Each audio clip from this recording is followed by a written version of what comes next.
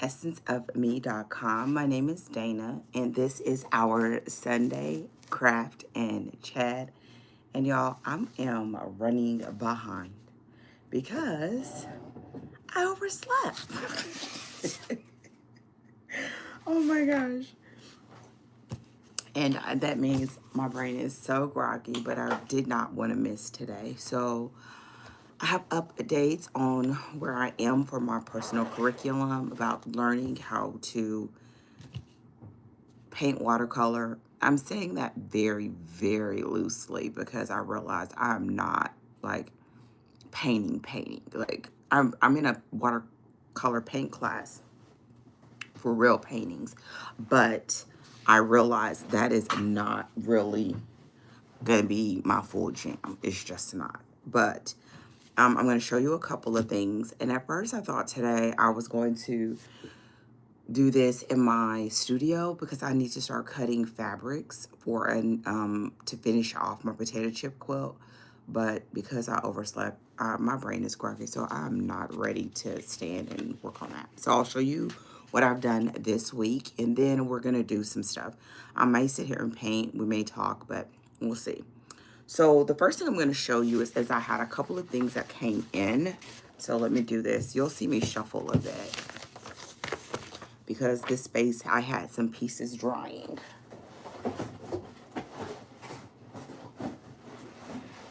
I've already opened the box and I'm not planning to do an unboxing. Let me just grab it. I'm showing you because we sort of talked about this last week. One of the items that probably has been the biggest focus since I decided to do the lives has really been my watercoloring. It's been easy, it's been fun, and I've enjoyed knowing that I have this time every Sunday to do it since my schedule is really busy right now. So last week we talked about a way for me to sort of start doing this is to maybe do like a project. And my project is sort of like if you're in undergrad and you do like a capstone project at the end of your degree. I don't think all universities do this. I know my university did it. And that meant that you were supposed to do a project that sort of represented what you learned in undergrad. Or it was like a paper. It really wasn't a project, but whatever. But the point is, that's what I think I'm going to do for watercolor. And so one of the things I told you guys is I think what I was sort of toying with. And so I'll show you. So my thought was to get one sketchbook and fill the sketchbook. Now, when I say fill the sketchbook, I'm not thinking like a bunch of landscapes or drawing people because I'm realizing that that's not my jam.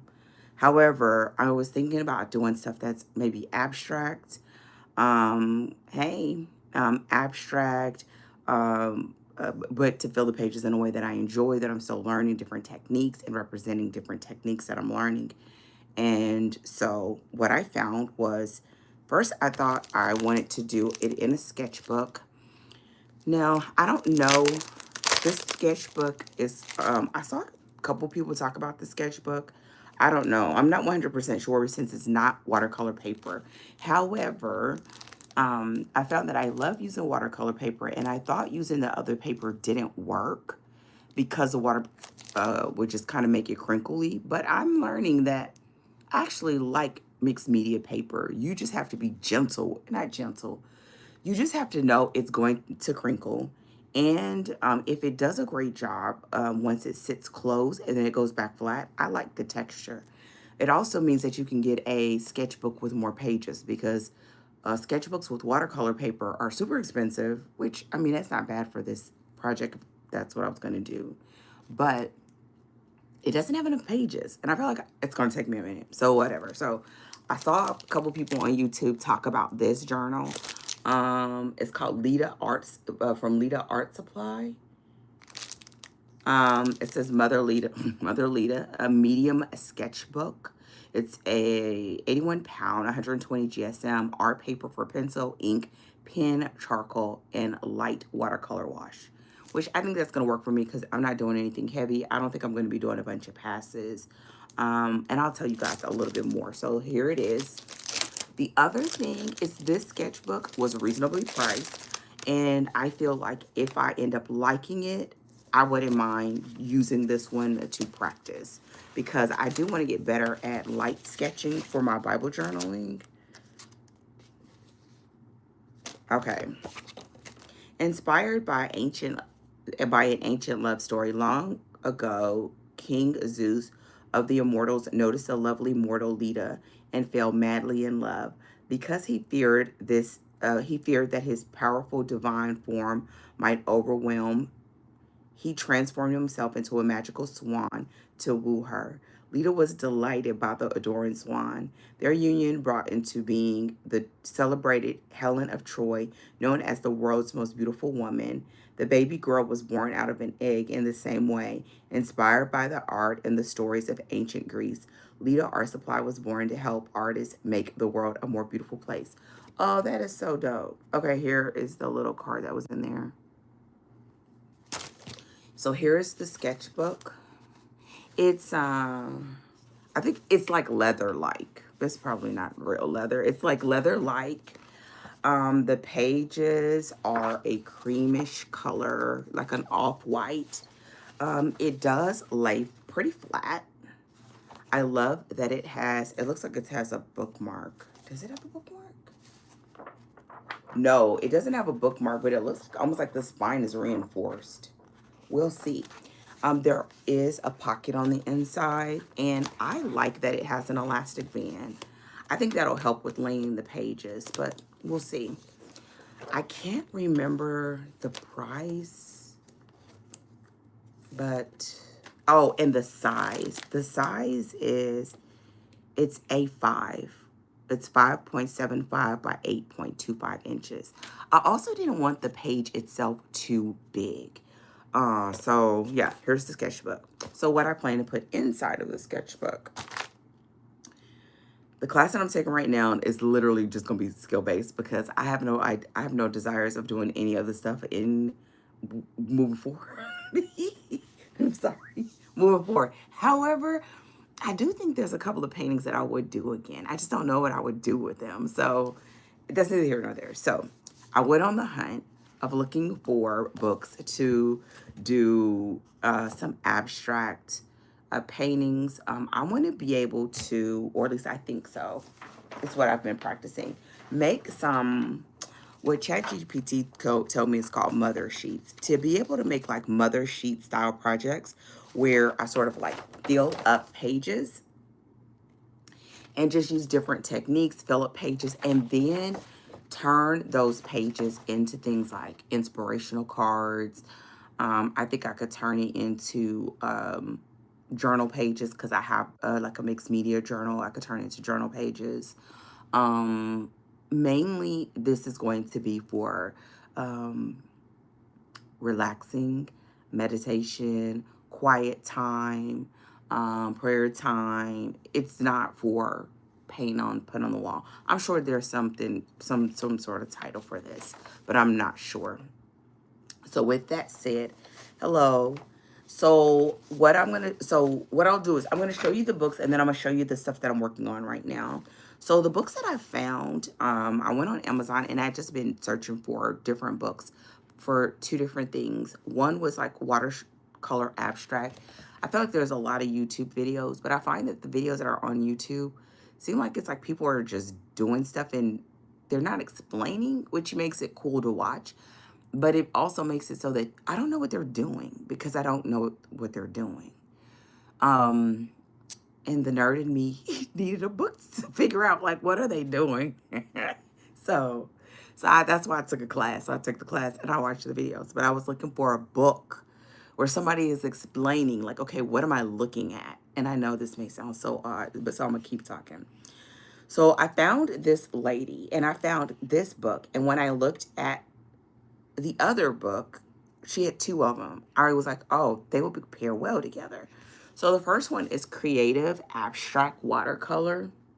First of all, this book is absolutely beautiful. You can probably see, but that's like gold foil. And this is something that I really like, the type of thing that I want to be able to do. And I'm noticing I do it a little bit, but there's some parts that I don't do that's really great in this book. Okay. And so this, let me read. No, do they have a description? Okay, the description says, I'll just hold up the book a little so you can see it. Create dynamic art with easy techniques. Discover watercolor tips, tricks to create vibrant abstract art, allowing yourself to experiment, have fun, be present, and play with color, shape, and texture to your heart's content. Through a variety of projects, including simple shapes, stylized botanicals, and expressive landscapes, you'll learn how to combine watercolor and embellishments to make your abstract pieces shine. In this expressive step-by-step guide, Kate Rebecca Leach of Asado Design generously shares her techniques so that even complete beginners will be able to make beautiful art. So here is the book. Here are some of the pieces that I saw that I really liked. And I'll show you a little bit. I don't think.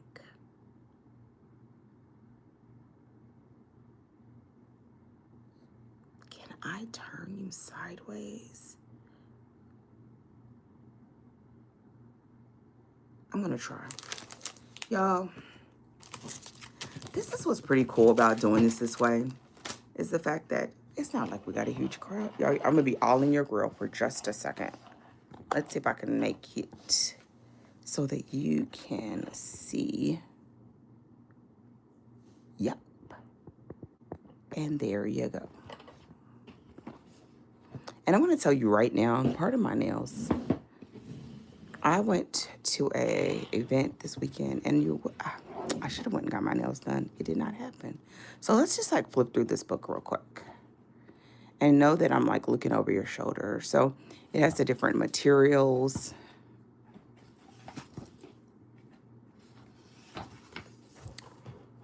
I love these different like looks. And again, you see this when people are doing like, I guess a lot of what I've seen on YouTube is abstract or using the words intuitive. Okay, here are the techniques. Again, these were all things that I keep seeing and hearing people say in words, but not explaining, like blooms. I always think when people talk about, you know, just do some mark making. I'm like, what? Do what? Okay, let me keep turning. Sorry. Here are more opportunities, and it's like step-by-step guide. I'll just show a couple more pages. And so my plan is to work my way through this book. I plan to like not have to buy a whole bunch. Okay, here are the shapes, a whole bunch of projects or like more supplies. Oh, here's where some of the project starts happening. It tells you your materials and everything that you need. It shows you the finished piece. And then, hold on, let me turn the page. Begins to sort of have either step out projects or shows a different variety and different colorways. Look at this. This is like great practice for texture. You too have a blessed day. Again, projects with different techniques. I don't think it's about the colors. To me, it's about learning the different techniques so that I can take it over to my own pieces. Here's another one that I thought was so pretty. And here's another one. So here's where we start getting into projects. Sorry, that's a little bit crooked. This one reminds me of the leaves that we did in the current class where you're doing layers. And it is like wet paint, embellish, And this one, oh, and look at the step out. It's really pretty. So I'm not going to go through every, oh, this is one that I really liked. Hold on. These, look at that. Now, I want to be able, I probably honestly would stop around here or here because I want to be able to add lettering or quotes or sentiments. And here's the landscapes. Even though I'm not a huge fan of landscapes, but I thought this was gorgeous. Look at that. It's, again, a step-out process. Okay. Then we're already in this angle. I'm going to show you the other one since I already have you set up. So I got her other book too. And this one is called Creative Abstract Mixed Media. And I think this one is going to be that has more of the type of paintings I want to be able to do. Okay, let's go through this. I'll go back to the beginning and read the description once I change the camera. Okay, hold on. Let me go to some of the paintings. Look at the paintings here, the projects. I don't intend to do all of the, like here is some of the stuff I wanted to really be able to try. Okay, this is for collaging. I'm going to go to some of the projects. Here's, again, some of the techniques. She uses some of it to, like, make collage. I really love this. These are some that I make now when I'm sort of having quiet time, but then adding other techniques on top, I think will be pretty cool. Here, look at this one. This is another one that I think is absolutely gorgeous. This will be great for adding quotes or scripture or lettering here as well. Look at this. When it's done, I know there's probably going to be some, okay, I don't know about the printmaking part. Hold on, so I'm going to skip that. I don't think I want to do stamps. I don't want to get into a whole nother thing. Okay, this was the other thing. Look at this. It's like using, I've done this technique in another class. Here, she added thread. And I don't know if I would do that. I probably would try it. I love the pebbles. This is something I do a lot of when I'm doing digital. And I want to be able to do this. And I do a little bit of this. This feels a lot more vibrant. And she sort of just talks about layers. And so this book, again, is Creative Abstract Mixed Media. Okay, let me be back in your grill. Okay. Let me read the description of this one. This one is also by Kate Rebecca Leach. And it says, create stylized art using easy techniques and diverse art materials. I'm sorry, now you're crooked. Packed with helpful information, step-by-step guidance, and inspiring projects, this beautiful and practical book will take your art to a new creative heights, allowing you to try something different, exciting, and fun. Kate Rebecca Leach's accessible and nurturing approach allows you to gain the confidence to start experimenting with collage, printing, metallics, salts, alcohol, crackle paste, and even adding embroidered accents to your work. Follow Kate's expert guidance and helpful tips to build your artistic repertoire and start creating unique abstract art you love. And this was the back picture. That's a little bit of everything. Okay, the final book that I have is called Mark Making Through the Seasons. Now, let me tell you something. This book feels amazing. Like it's some sort of, it makes me think that maybe it's like a fabric. If it doesn't feel like velvety, but it feels so soft to the touch. It feels like the book itself feels amazing. But it says textile art inspiration and techniques.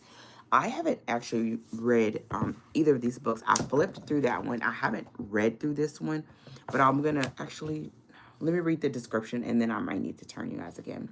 Okay. In this exciting new book, Helen Parrott takes a walk through the seasons, encouraging you to connect with your own locality to explore the creative potential of the passing seasons with distinctive textile art. From recording seasonal characteristics with freeform stitching and working with dots and lines to capture plant textures. You as well. Centered on the view that we all benefit from feeling connected to and grounded in the world around us. Mark making through the season is a creative guide that noticing the daily aspects of light, shade, color, and form that inspire through thoughtful works of textile art. This is where, with a book like this, I feel like it begins to combine my new love of watercolor with my current love of quilting. I do hand quilting still. One of the reasons why I've been bringing the art more to my channel is because my quilts take a long time to make, and a lot of it I'm doing like in between in small like increments. And so I feel like this book is sort of bringing those worlds together. A lot of times whenever I hear people talk about mark making, they just start saying like start mark making, and I'm like, what are you supposed to mark? And so this book talks about that. She has a lot of other stuff. I'm not going to flip through it because this book is really big, but I want to show you a couple of things that I thought is absolutely beautiful. Look at this. And this book so far, I honestly feel like it's going to be one of those books where, oh, thank you. Thank you. I got two of them. Yeah, my husband brought my coffee and he brought two. Here is another, like, this is mark making that could be done on paper or in a painting, but I also can do on a quilt. Here is another one that I think is absolutely beautiful. Look at this. Now, I would do something like this on a painting, but I wouldn't do it on a quilt. It would be too dense for me. But I would definitely do it on a, oh, and it even has like step by out of how she did it. But again, I would do it on a painting, but not on a quilt. I don't like real dense quilting. Here is more, like, look at this. One of the things, I'm gonna flip through a couple more. One of the things, oh, here's another. I didn't even have to go far. Look at that.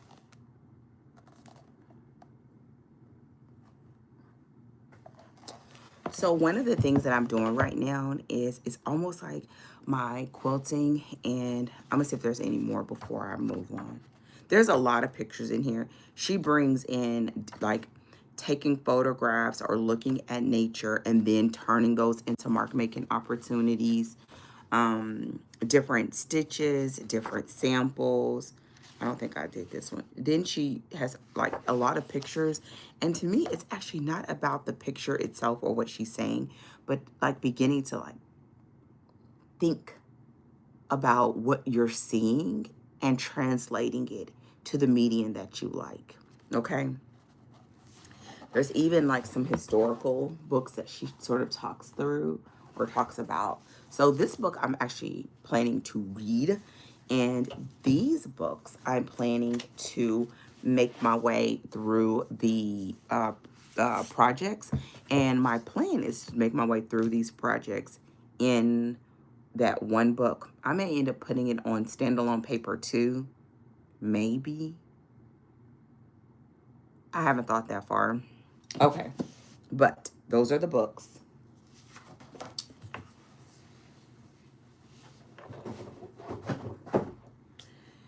Now to what I finished this week. Okay. So with that said, I have the book. Now you see the types of kind of projects that I'm thinking about when I'm gonna try to set up because I really want to be able to do some painting. I started late and my brain is so groggy, so I may not. I want to fill the project book I do have two. So I have that one with the mixed media paper that I showed you.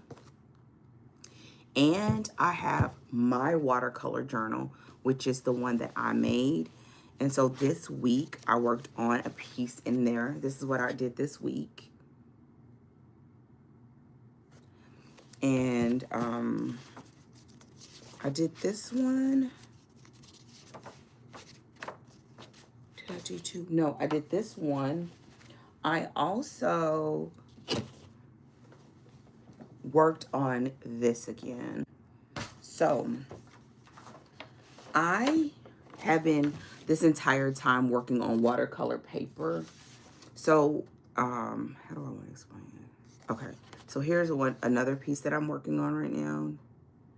Y'all, this piece, I don't know what I'd done. I just felt like it was low-key ugly. I didn't know what it was. So what I decided was, just since it was already messed up, I couldn't make it any worse. It was already messed up to me. So, now, because I want to turn this into inspirational cards, this is going to get cut up. And that's what I think is going to be the whole saving grace of this process. But one of the things that I noticed when I was doing this versus the mixed media is the difference in the feel of the paper. This paper feels heavier, right? Because it's the watercolor paper versus this paper is the mixed media paper. And so I'm like, So I think I have a couple of solutions. But the point is, this one I've been going back over and adding more watercolor as it's dry. And I'm starting to really like it. I'll talk about a couple of things that I did.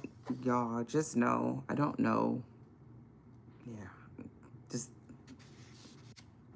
I'm learning. That's all I'm going to say.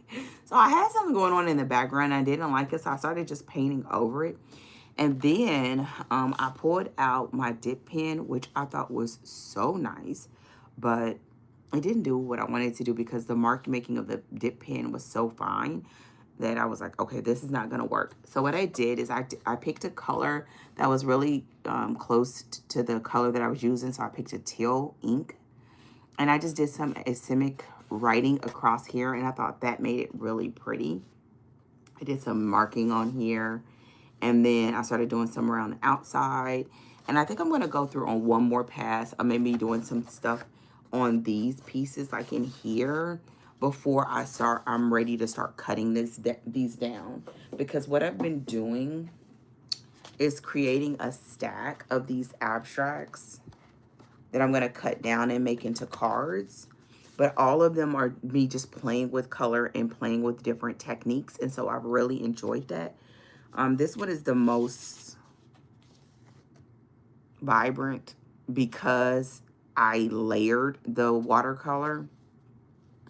And these all, I haven't been like brave enough to touch yet because I'm not quite sure what I want to do. And I've showed these in past weeks. Now, the more that they're dry, the more that I love them. And this one is probably one of the ones I love most. And this one, I thought I'd messed up. And so I'm starting to really learn how to keep going even when you think you messed up. Because that is one of my favorites. This one is also one of my favorites. And what's really cool is at first I was going to paint the backs. And I've decided I'm not going to paint the backs. I may do like a wash, but I still am not sure about that yet. At least with this, I know I can because it's watercolor paper. But I'm almost at the point where I'm ready to cut these down and start working on the cards. And then that's when I'm going to decide. The problem is I haven't decided if I want to mark make on them before I cut them down or cut them down, then do the mark making. Because if I do the mark making after I cut them, that means I get more time with it to have fun and then start adding like the words or the quotes or the writing or whatever on the back. So if you know, you can always make suggestions. And for now, I'm just sort of feeling my way through. So I was doing some experimenting like 3 weeks ago. I think I showed the pages when I first did them. And Y'all, I wish I took pictures. That's one of the things that I've learned is I need to start taking pictures, because over the past 3 or 4 weeks, I've been slowly adding to these pages. When I did them at first, I showed you guys when I did the stamping and the stencils. In this one, all of this stencil work, these are from stencils, I did with watercolor. Absolutely loved it. And then, but I didn't actually like the page because I didn't know what to do with it. So I went back through and I started adding in some just little like stars and some little lines and crosses, some hearts. I used the Neo color, and honestly, I was scared to put the water over it because I thought it was just going to completely go away. But what I realized that it didn't. It just made it sort of like smudgy and really pretty. I also did some white crayon for like the wax kind, and it made these like really pretty resist sections, where I did it with large hearts. Like, look at that heart right there. I did that. This stamping is with watercolor as well, so I learned that I love stamping with watercolor. And then what I did is I just started going through and doing big washes of watercolor until I filled the page. Now, when I finished this, I thought for sure I'd messed it up. I thought I'd ruined it. Oh, I have to mark my coffee up. I thought I'd ruined it, but then I said, you know what? In for a penny, in for a pound. So what I did is I just kept filling the page, and I used leftover watercolors that I had from my class. So I was able to finish off the watercolor. I need to clean this today. I usually like to clean everything after we finish. So I was using watercolor that I already had. And I already felt like the page was a little bit ruined, so it would be like, you know what? It is what it is. And so that's what I did. I just been layering over the weeks. And this past week is when I put that final wash. I'd let it completely air dry. What I find interesting now in hindsight is that when I finish adding the watercolor, the paper feels almost as if it's going to not rip, but sort of fall apart because it's wet. And I try my best not to put too much water, but it's almost like you can't help it when you're doing a wash. But once it dries, it's just fine. It doesn't go through to the back or anything. So I have mad props for mixed media paper. I didn't think it was going to work out this well, but it did. And the thing that helped me keep going was the fact that I know that I want to be able to do it in my Bible, and those pages are thin. So if I can't figure it out on this paper, then what am I going to do there? So yeah, and so this is what I'm left with.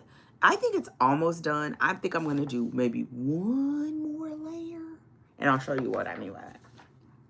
Okay, this page, I'd been doing the same thing, but this one I felt was ruined because the colors that I picked, because I was using the rest of them in that painting, in that thing, it didn't look good. And the stamping, this is when I did the stamping with an ink pad, and I did the stamping and stenciling with watercolor, and I realized that I liked the watercolor, that I didn't really like the ink pad, but it was already on the page. You can't take it away. And so this week I went back in and started adding some neurographic lines. There are a lot of people who do like tutorials that have the neurographic lines as a part of their channel here on YouTube. I took a neurographic art class a couple years ago, and so I already really liked it, and I thought, I think I want to add it here because the page is jacked up, and I love the where you can relax when you do it. Okay, what I'm gonna do real quick,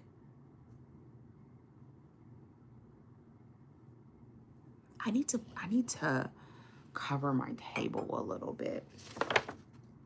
So here's what happened with this.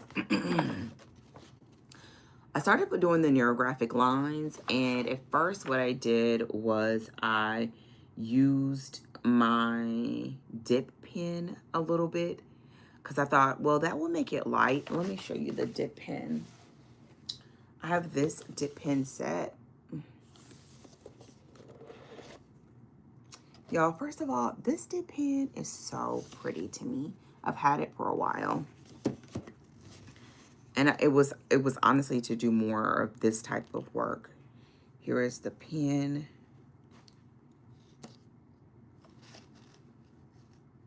Isn't it pretty?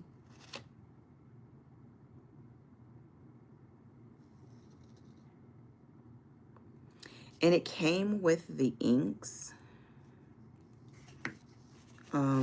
All kinds of inks. I also have the ink that I showed you from last week. I didn't use it. I only used the teal because I wanted the line work to mix in. I also have this black ink that I want to try with the dip pen. I haven't yet. And I also realized I want to get the gold. I think this black and the gold, I want to use both of those eventually, hopefully, prayerfully, for mark making. You can actually still see a little bit of it right there. See that ink right there?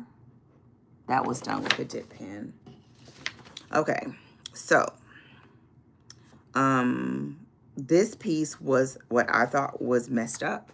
And instead of me like crying over spilled milk, I just thought I'm gonna just try the neurographic lines and just allow myself to be able to just sit and relax. And what I did is I first started with a pen.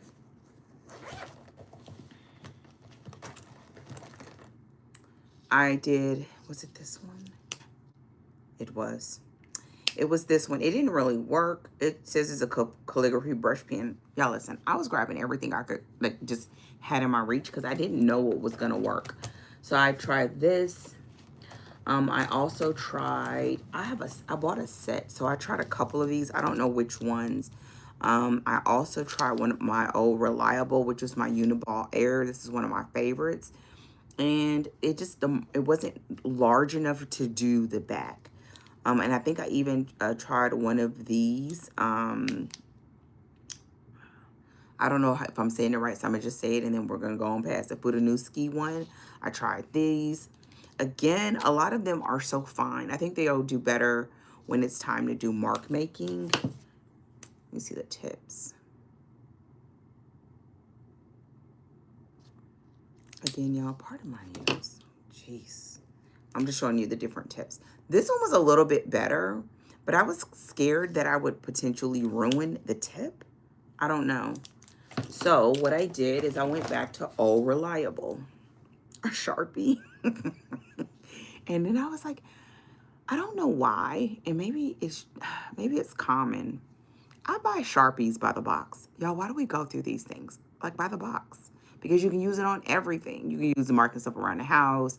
I use them like when the dog is going to go to do anything and I need to mark his stuff. Like you always have a use for a good black Sharpie. So we go through these by the box. Anyway, I found that I got this and then I just started working on it. And again, in the beginning, I thought, okay, I've ruined it, but it was so relaxing. And I was finishing up a book. And while I was doing it, I just started working on it. And a little bit at a time. I had the lines. I went in and I rounded some of the lines out. I had some areas where I don't know what I did, but I started just making the sections bigger to sort of fill out some issues that I had. One of the things that I'm learning is my hand is not very steady. But doing this is helping because I realize the biggest challenge for me is slowing down. And when I'm slowing down to do this, it is helping me in so many other ways. That's not just about this and not just about art. It's about health and patience and all of that. So what I'm doing right now while I'm talking to you, I'm just putting down some paper as a reminder. I am a writer and a book coach. I help people with writing novels as well as I'm a developmental editor. And so I do print often. Like I print pages. I print manuscripts, I do edits. So I almost always have paper around, like loose paper. And I realized that with this Sharpie, it bleeds through considerably. Look at the back. But I did a little session with my ChatGPT about what I think I'm going to do to fix or to be able to still use the back for what I want.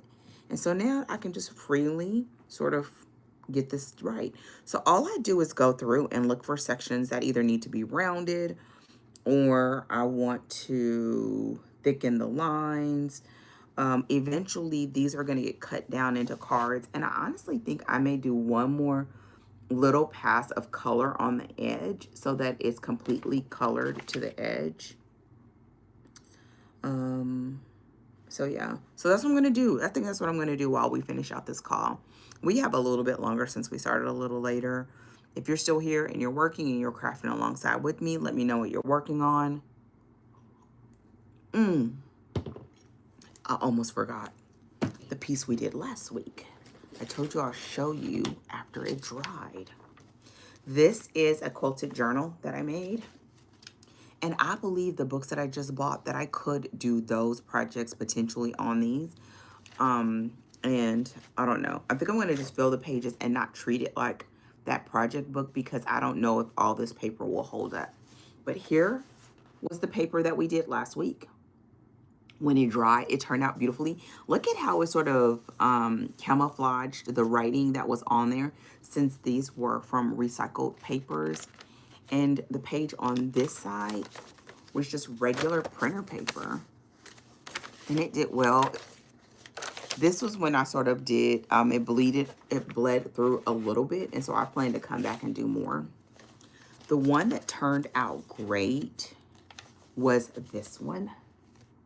This was the watercolor stenciling. And so I think I'm going to go through and just stencil through a lot of the pages in here and then come back. This one was totally ruined, but I think I'm going to stencil over it. And then I think, again, this is going to be one of those ones that I do in layers. Before I go back to this, what I feel like is starting to happen, and that will definitely happen in this book, is that I feel like that I would work in passes. Let me just explain. When I did these books, because I hand quilted and I quilted these journals and I spent time with them, I want to be able to go back and turn the pages and enjoy turning the pages like a real book. And I don't, this is where me, you know, doing this as a personal curriculum that's meant to be for my life comes into play. Because, y'all, this has a little, I put little strips here so that the tail can actually go right under them.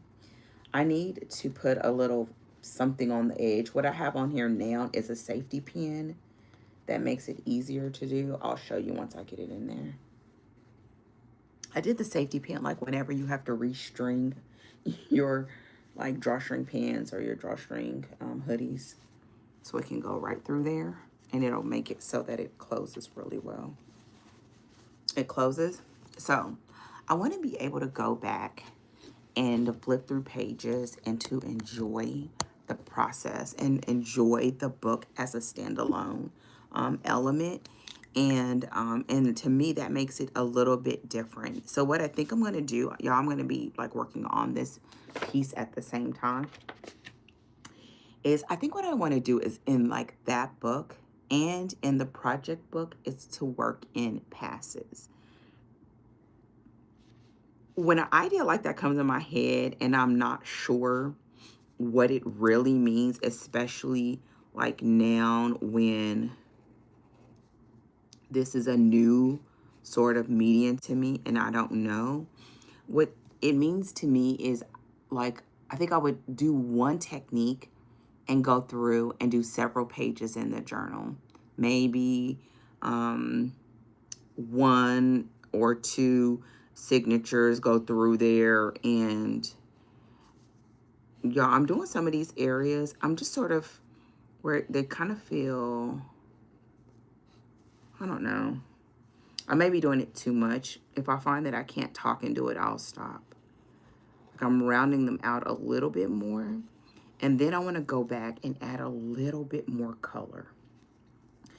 But there's like, I want to do this first so it'll be easy to go back and sort of do the lines over. Hey, how's it going, lady? So, so one of the things that I do, once the idea starts coming to me, I start writing it down, and I have like notes in my book, just the same way I would work any project.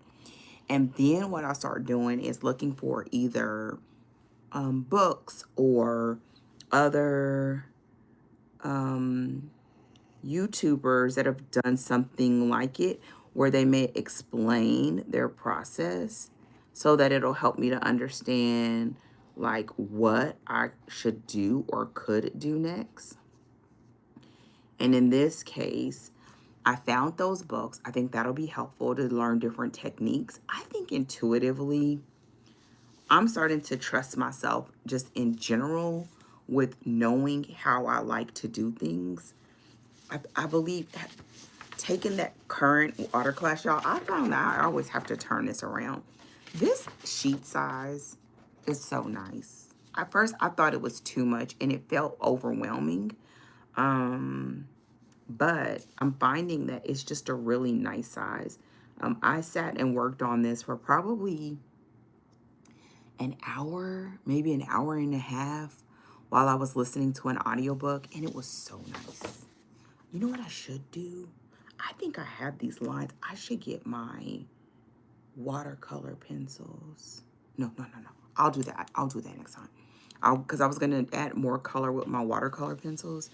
I also think like adding the additional color with some of these palettes that I have that I don't really like is going to be really nice. And also with those the watercolor markers that I shared with you guys before, I'm going to use those. So all of it, I think is going to come together. So what, like I was saying, we're going to go for a few more minutes. I'm filling in more of the lines. I'm finishing it off. The downside with using Sharpie is that it sort of ruined the back. So if you have any suggestions for that, let me know. I do have a thought that I'm going to do with it. I think I'm going to just cover it. And I think that is going to be what I end up doing. Y'all, this table was set up to do watercolor. So to be able to move this big page around.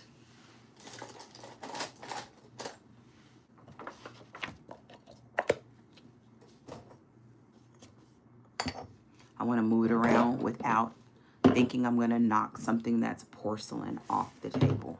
We don't want that to happen. There we go. There we go. I can move you just a little bit. There we go. Yay. So I'm going to do this. I'm going to go back in. I'm going to add a little bit of color, not a lot. And then I'm going to cut them down. I think the size, because this page is 12 by 18. If I cut them 3 by 4, so that'll make them roughly 3 by, so like, 3 long cuts here, and then 4 cuts here maybe. I don't know how big that'll make them, or if that'll make them too small. What I'm learning is that the only way I'm going to know is to do it. Because for some reason on some of these things, I just can't visualize it because I haven't done it enough. It's not like with quilting or even like knitting or crochet where I've done it enough where my brain can sort of spin up the visual with no problem. I can see something and get an image of it, of how I want to do it, and what tools, and then my mind will know what tools I need to do or what stitches I need to do or what fabrics I need to grab. But I'm not there yet with this. But what I am loving is the fact that it is, other than the fact that this page is so large,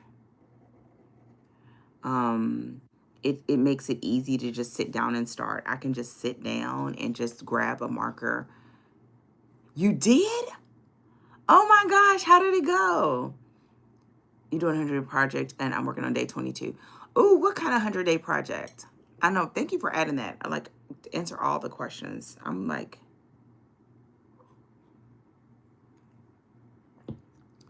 100-day projects. Tell me about your 100-day project and your hair. But tell me about your hair first, probably, because you got to type it out. I thought once I was going to do a 100-day project with quilting, and I was way too slow. I thought I was going to do a block a day. Y'all, that did not happen. And the more I started trying to fudge, like, well, I could consider a project me sitting down to do something. And when I started doing all that, it turned into nothing was really fully getting done. I'm realizing this page is done. I think the only other thing I need to do is sort of hide the last bit of the markings that I did with the dip pen because they're so thin. Congratulations! Did you go with someone in your area? Like, did you go with Sister Locks? And did you go? Is your loctician in your area?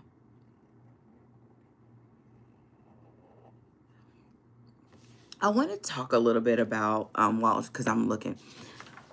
One of the things that I realized while I was doing this was a couple of things. One was the quality of your black marker matters.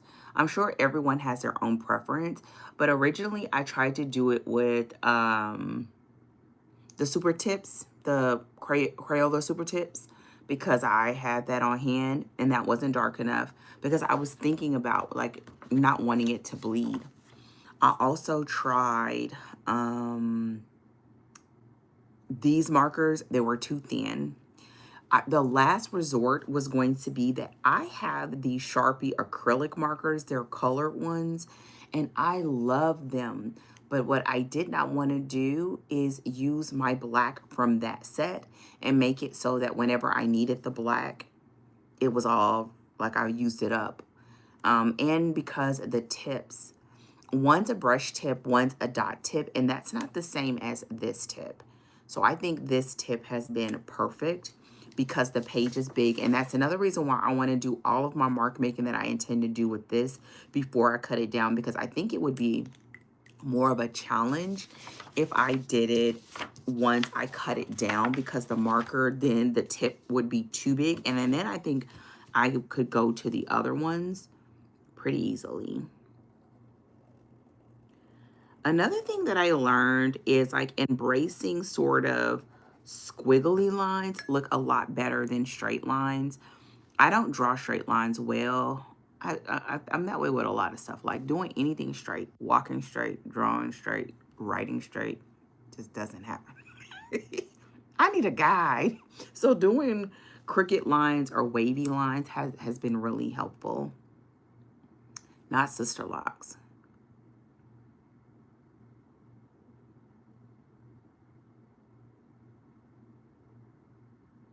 Awesome. Are you planning to do like maintain eventually yourself or keep going to a loctician? And what size did you go with?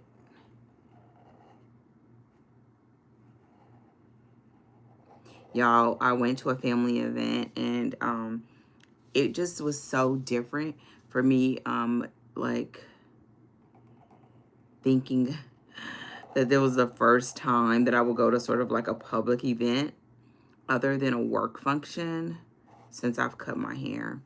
Anytime I'm doing things for my business, I post. So people in my business space see me all the time. But like family members or something like that do not see me as often, especially when we travel to go see them. So for many of them, it was the first time they've seen me since I cut my hair, which was pretty cool.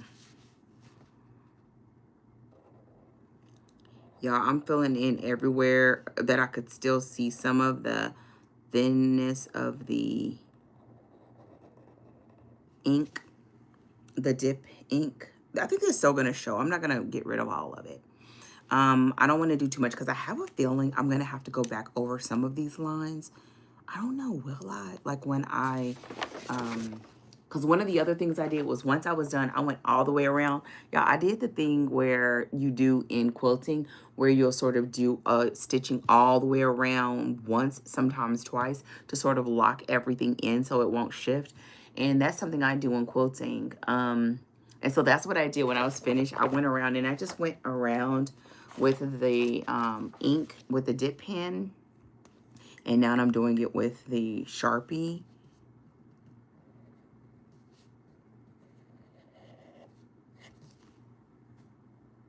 I'm so excited about this. I thought this was ugly. I thought it was so ugly. And now I'm like falling in love with it. So what are the next steps? My next steps are that I think I want to do some mark making on this. I don't know if I want it to look like this, but I might. Because then my question became, okay, if I do this and these are on different papers, then that means these won't go in the same card set. And for this one, I think these could go in the same card set. And one page wouldn't be enough, right? I don't know the number. But if I cut this, let's see, let's think this through. It said it's 12. Y'all know I gotta think on paper. 12 by 18. If I cut it in threes, that means that would be 3. And then if I cut the 4, this section in 4, which is not a good number to cut it into because it may make it off, but I may leave me with a little bitty slither that I can save for collaging. So that's what I could do. So if I did it in 4 cuts and then have a little bit left over, so do it in 4 inches. So every card would be 3 by 4. I don't know if that's a good size. Is that a good size? I'm doing art journaling and Italian language learning. 1 word or phrase a day. Ooh, wait. Tell me about the Italian language learning. So wait, are you journaling the 1 word? You don't have to answer all these questions. If you are working on something, say, Dana, I'll tell you next time. And I'll stop. I love when somebody makes suggestions and it'll help me figure out what I'm doing or what I want to do next. I think 3 by 4. While she's telling me that, let me get a ruler. I'm going to grab a ruler. I promise I'll be right back. Y'all, this time I don't have on shorts. Okay, I'm going to do, here's a ruler. Here's a ruler. And actually, let's cut it too. Here's some scissors. And since I'm up, I'm going to also grab my pencils. Here are my pencils. My it's all of them. My watercolor, I'm gonna actually just do up a mock one. My watercolor, my watercolor pencils, regular color pencils. This paper is a little bit sturdier. I love this paper. The paper that we used when we used to do physical planners has turned out to be some of the best paper ever. I knew it was good paper at the time. Y'all, I hate this ruler. It's great if you just want something to like be sturdy, but I can't read it. It's supposed to be for somebody, apparently, that is way smarter. So I'm gonna just do this 3 by 4 to see. 4 to see what it looks like. And see if I think the card is too small. Okay, that's the 4 inches. Okay, I'm just gonna, how do I do this? And yes, I do talk to myself as I do it. I see a message coming through. I'm gonna just mark this real quick. Okay, That's 4. Oh, that may be too small. My locks are small, not tiny, because I have thin medium. Awesome. So basically, we're in the same boat.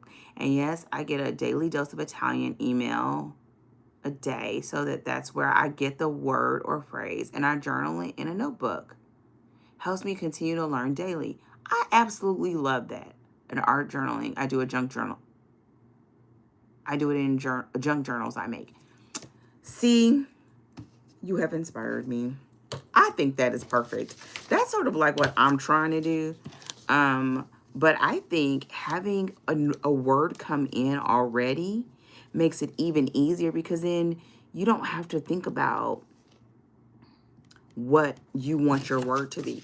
Oh, actually, this might be the perfect size. It feels tiny. Hold on, I'm going to cut it so we'll see. I like that. I like that so much. This is not a perfect rendition, but it is small, though. I want it to be bigger. Okay, this is too small. I'm going to cut it.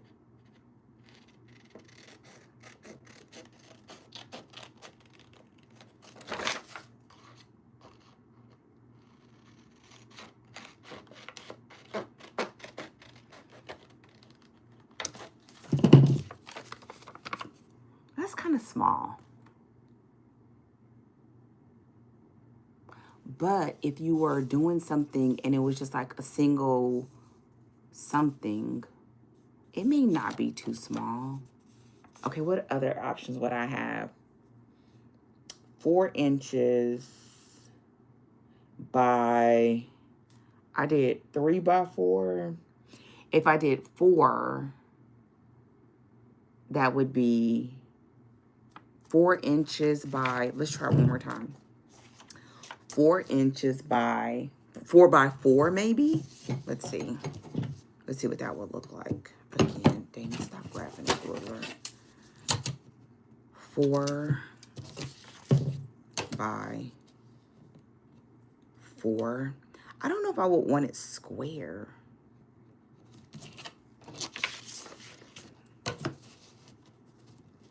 I really like that idea.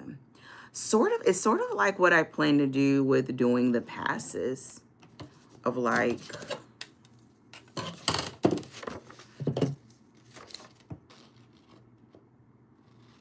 now even using a ruler, I managed to make it crooked.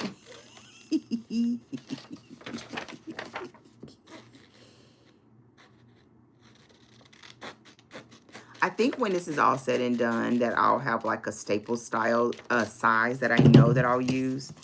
This is 4 by 4, 3 by 4. The regular pages, I don't know what the measurements are. They are 12.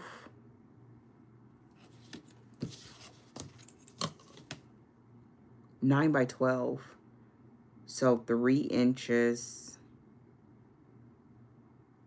3 cuts by 4 cuts. That might be the normal. Is that tiny though?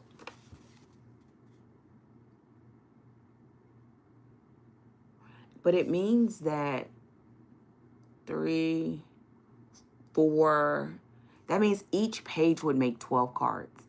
Or make it a little bit bigger, make the main cut this way, which would be 4, and then maybe cut in half. 4 by 4.5. That may be too big. Let's try one more cut.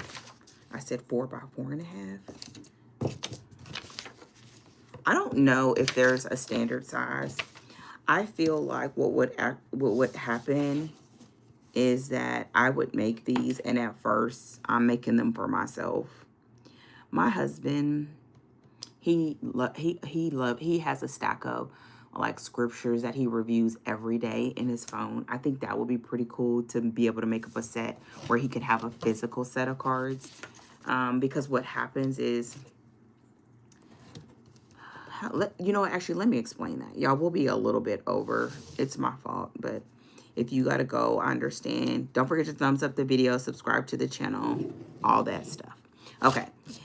One of the things that I absolutely love about doing art like this, okay, that's 4 inches, and I said by 5.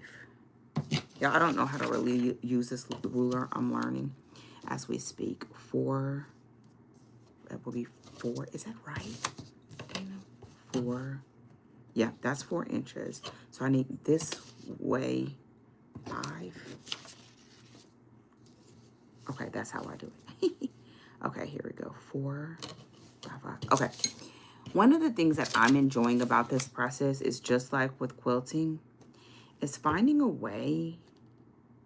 Oh yeah, this is way too big. It's way too big if I go 4 by 5.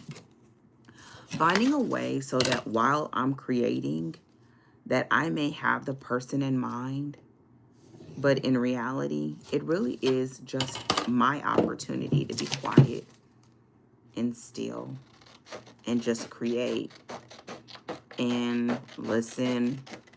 I listen to podcasts. I listen to a book. And like the other day, I literally just sat in silence and prayed as I worked. Wait, this is a good size. But this, I don't see my husband carrying around some cards that's this big. I could see him carrying around cards that are this big.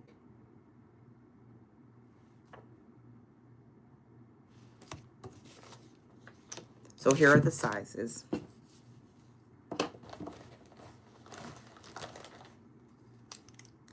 And these are rough because I'm just cutting real quick. But this is like 4 by 4. This is 4 by 5.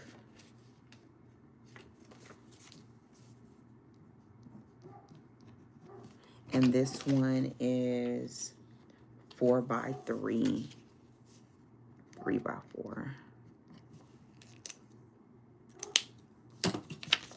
So here's what we have.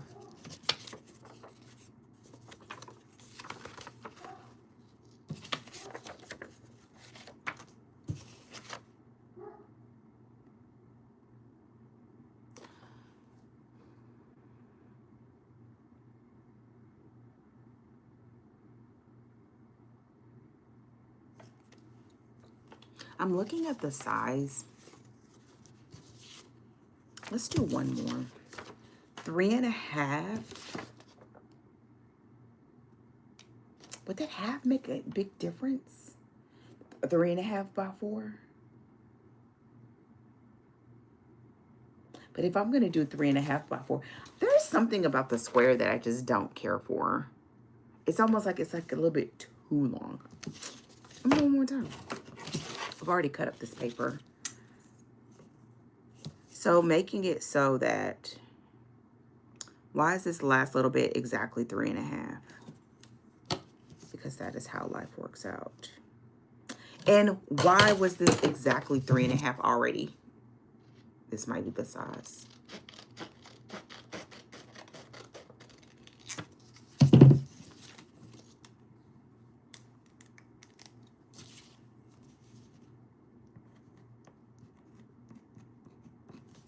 Three and a half by 4.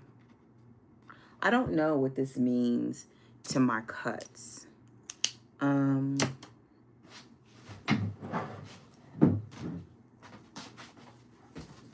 Just 1 second.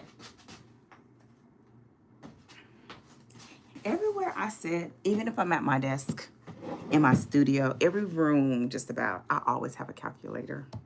I don't know why. And it's always a big old school calculator. Okay. 10.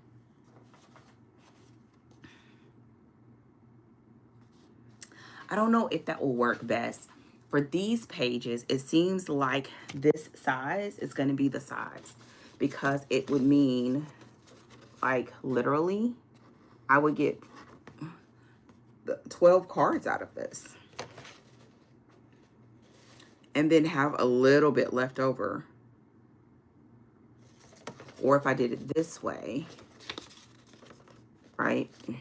1, I don't know, maybe more. 1, 2, 3. So I would get 3 cuts there. And then 1, 2, 3. Oh, yep. So that'd be 9 cards, right? 3 cuts, 3 cuts. 1, 2, 3. So each sheet would give me 9 cards. 2 sheets would give you 18 cards. I think that would work. I think 1 sheet wouldn't be enough. And 3 sheets would be too much.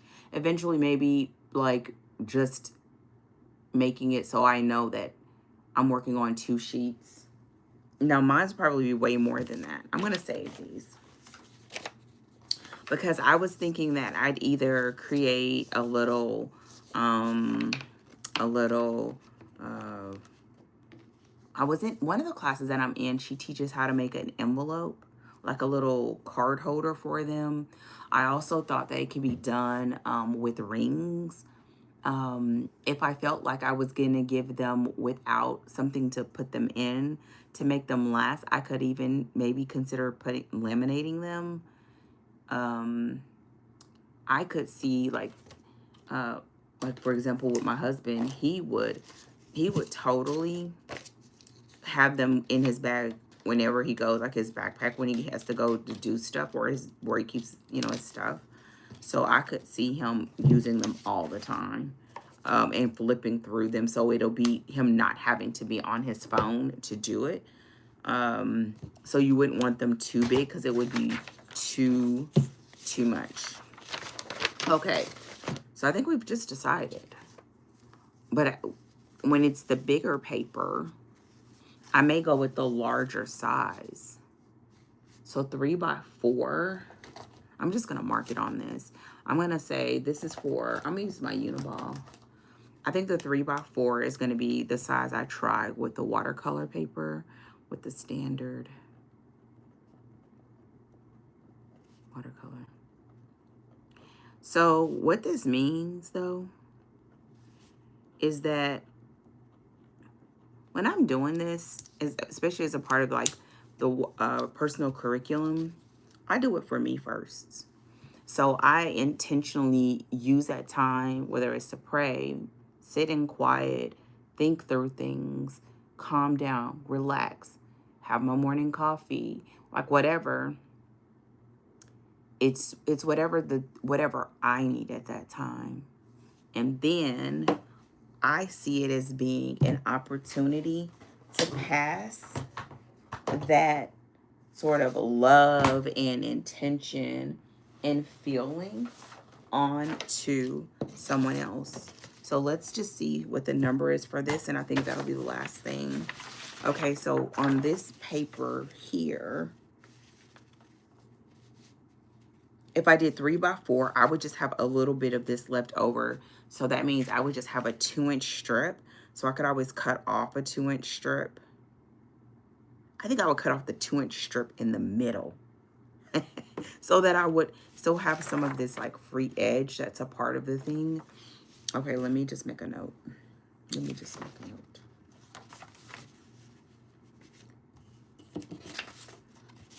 So I would do, I'm gonna actually put it on here. I think the ring will be practical too. I have rings. I bought little rings to do with these, and I have the hole puncher to like punch holes in the corner. My thoughts are the watercolor paper will be able to hold up much better. I think, like, cause they're just heavier, right? They're thicker. And I'm gonna either handwrite it on the back, or I was thinking about maybe doing it with sticker paper. I have sticker paper, because I have a lot of supplies from when we used to make journals. And so I still have some of that left. And it will be very reasonable to do, because I wouldn't even need, like, I could just use regular black and white ink and to be able to do it nicely, print it, and then stick it, on the back side.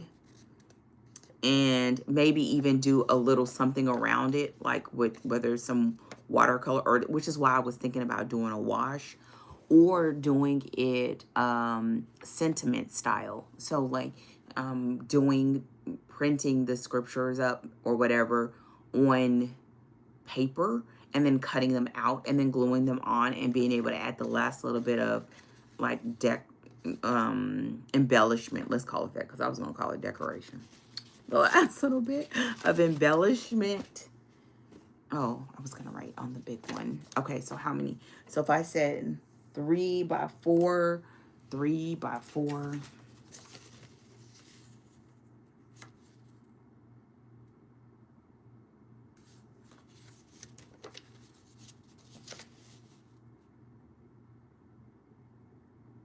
If I cut a 12-inch 3 times, that would be 4 inches.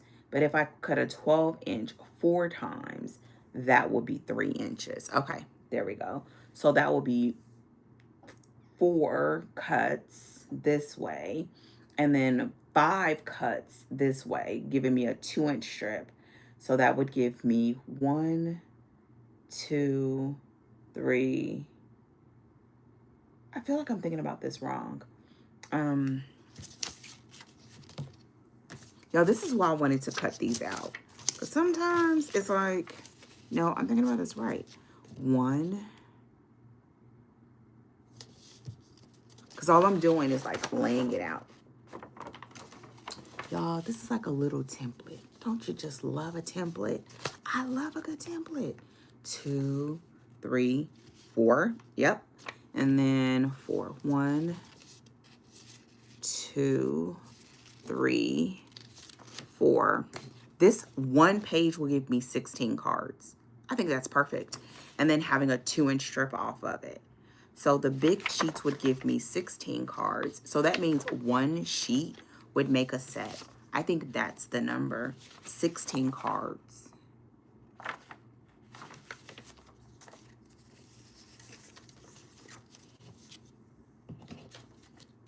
I said, oh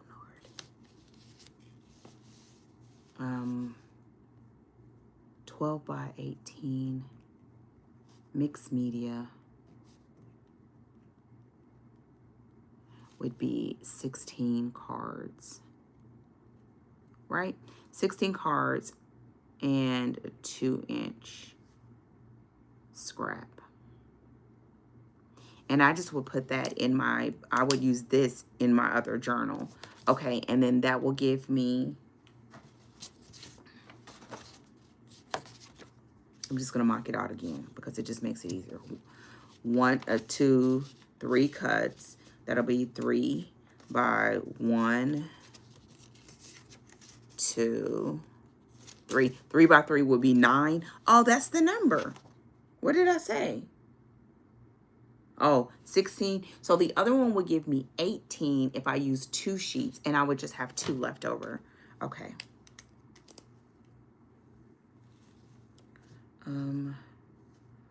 2 sheets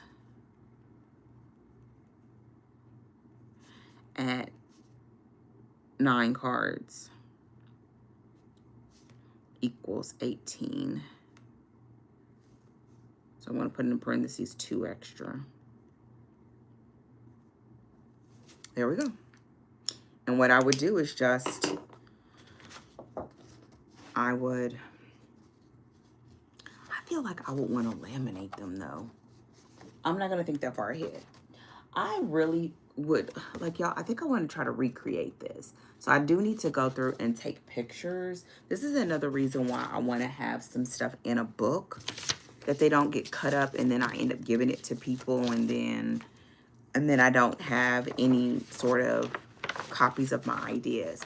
Now, because this means that I don't need 2 sheets, I don't have to have this sheet sort of match this one. So what I think I'm gonna do is maybe do something else with the embellishments. But there's something about this dark, bold lines that I love. And I think when I cut them down, they're gonna look so nice. I don't have to decide today. Deciding the numbers is a decision enough. So what I'm going to do is with these little guys, I'm going to put them inside of this journal. I'm going to put them inside of this journal. And then hoping, Lord, hoping I do not forget where I put them. And they're in there for safekeeping. So the last thing for my marching orders is going to be to start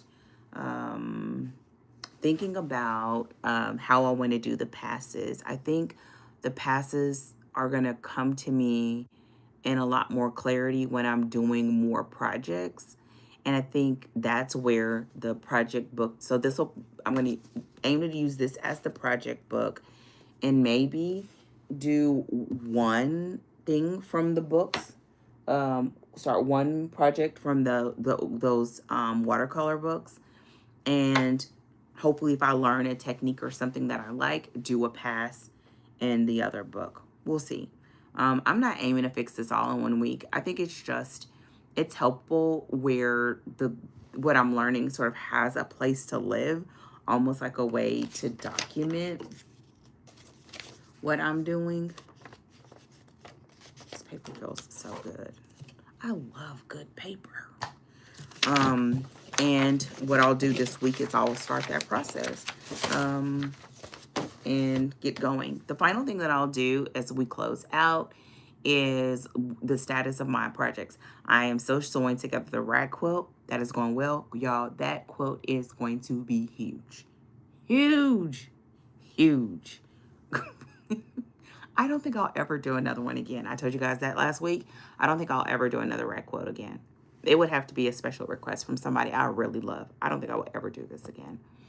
The other thing is my potato chip quilt. All the blocks are done, which I said, but I need to cut the sashing.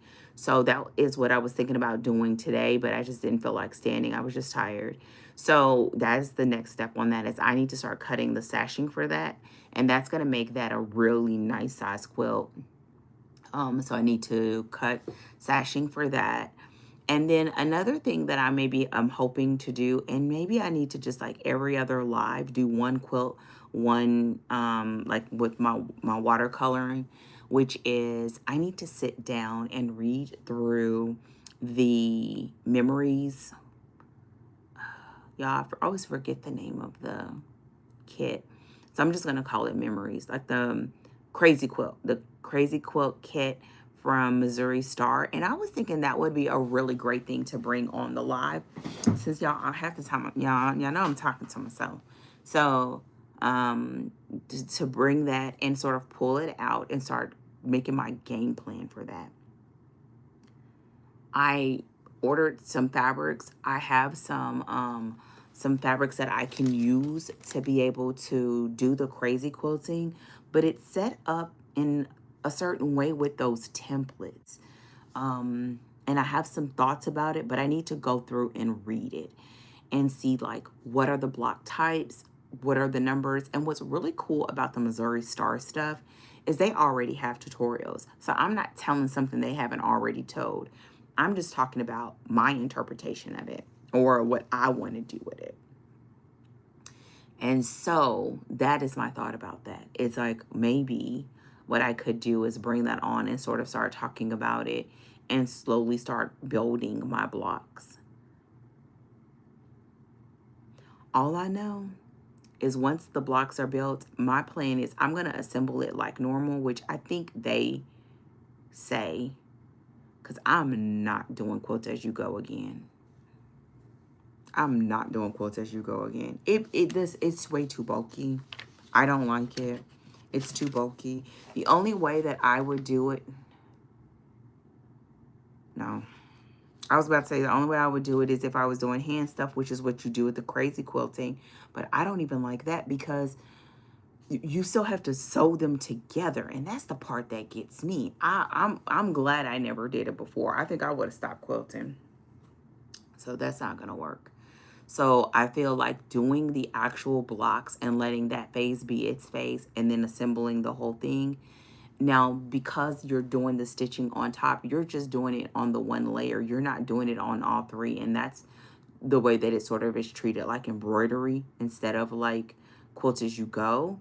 So that's good. And then putting it all together. And then I think once I put it all together, I may go back through and do some more stitching. And then when it comes to, I don't think they tell you about that? See, this is why I have to read it, because then my other thought is, do they talk about the top stitching that you need to be able to put your pieces together? Because then you would be doing additional stitching on top of that.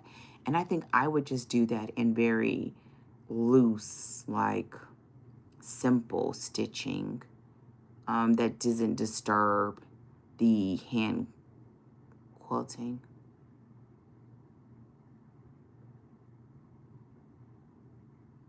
I have a whole lot of thoughts about that. So now I know so I do need to read it. I need to read it to see, like, what does the finishing look like? What stage are you putting all three of the pieces together? And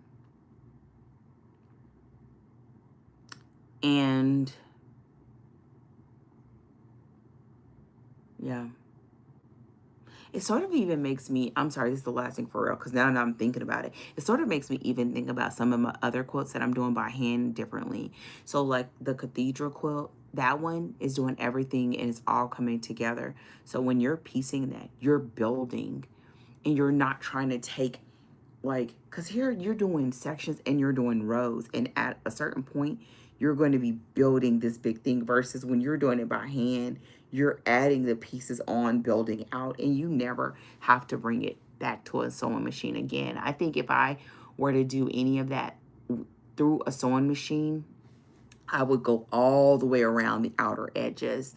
I would do that just to sort of lock everything in. I would. But that is something different if you're going on the outside versus having to wrangle rows. You're just sort of going all the way around and just turning. You know, you're just turning a big quilt, which I used to do when I used to do free motion quilting with my domestic. I used to do that. So I'm used to that. I even know how to set up for it. This is just something, it just feels so different. And I think maybe also because it's with flannel and it's just super thick. That and batting, it's just a lot, basically. I just didn't really think about it, so I'm saying it out loud. But it is. Okay. And then the final thing is that my birthday's coming up. And I think I want to do a retreat weekend again.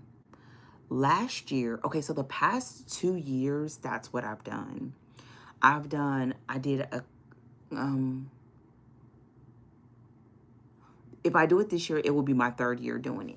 The first year that I did it, I did all quilting.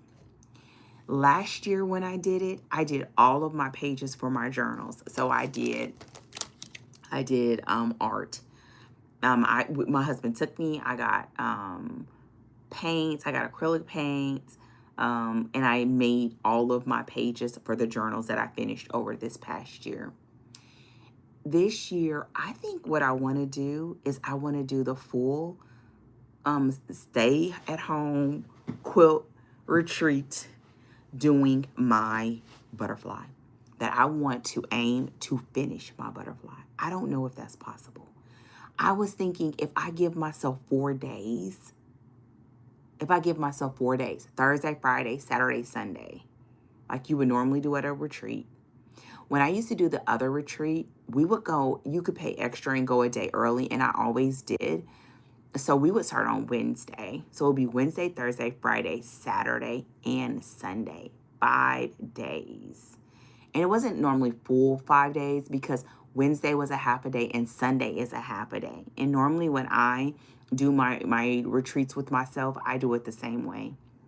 As if Wednesday is the day that you arrive and you check in and you get started. And it's usually a half a day in the evening. And then the Sunday would be half a day that you start in the morning. Y'all, I see somebody so here. This is the tell-in. Is it who's here? Can you comment? I'm trying to figure, I want to ask a question. I've been thinking about making it a virtual retreat where I invite people to join me. And I know there are people that are not going to be able to show up like all, 5 days. But if I made it so that there were scheduled times, like I do the retreat, like I do with my students, that there are certain times where we just would jump on, maybe do some with lives and do some with just private Zooms. I'm thinking that would be so much fun. It also would mean that people could come off and like be on camera, not on camera, but if it's in Zoom, like people can be there in the room, and those I wouldn't record. But it means that we could see what everyone's working on, show what you're working on. That would be so much fun for my birthday. But if I'm aiming to get that quilt finished, I feel like that would be more work than I would want to do. I'm going to talk it over with Tasha. And I'll let you guys know. I'll talk it over with Tasha. And I'll let you guys know. Okay. So with that said, I have my marching orders. Ooh. Wait, what does that mean for these?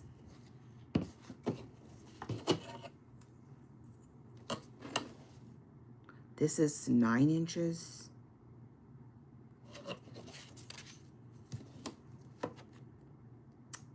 Six. This would be perfect. That means 2. That seems so tiny. This is the other watercolor paper that I really like that we use in our class.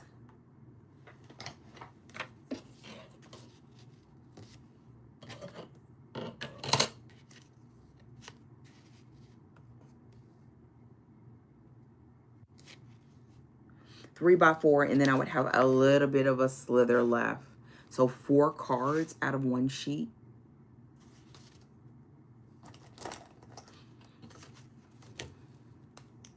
I think these are the ones that I would actually turn into like little journals.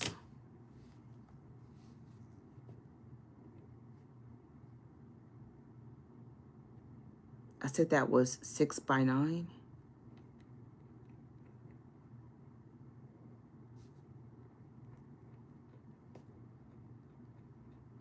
That would be with a 1 inch extra. I would just put that extra with my collage. I'm sort of thinking out loud. So, because this is one of those ones that will just be, that I do a lot when I'm doing the classes. And I would just cut them down. Or eventually start turning those into journals. I think this will be easily turned into a journal. Like you could just cut it in half. Or make this a sheet that you just fold and the journal would be like this. Okay. So I jumped subjects. With that said, I'll keep you guys posted. Thank you for thugging it out with me this week. I was running a little bit late because I overslept. And I'm tired after a long weekend of busyness. But I'm so glad I did this and that I showed up. I pulled out my pencils, and I'm going to use those pencils to work on adding additional color to my mother sheets. I'm going to just start calling them that. To my mother sheets. I'm going to start with this one. And then I think...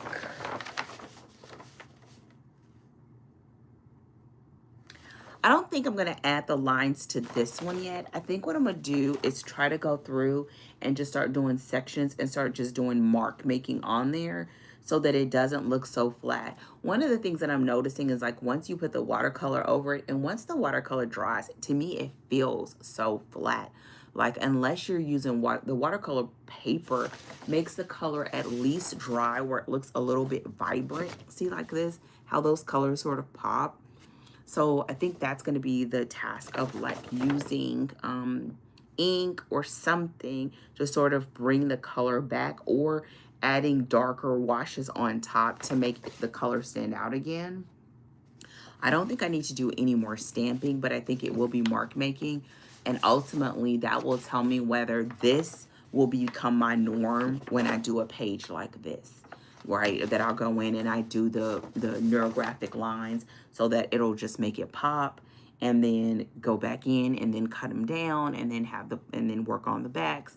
So you're gonna see me work on this will be 2 sets of cards to see how it turns out. I'm excited. I'm excited even though I really a little bit don't know what I'm doing. So with that said, I'm off.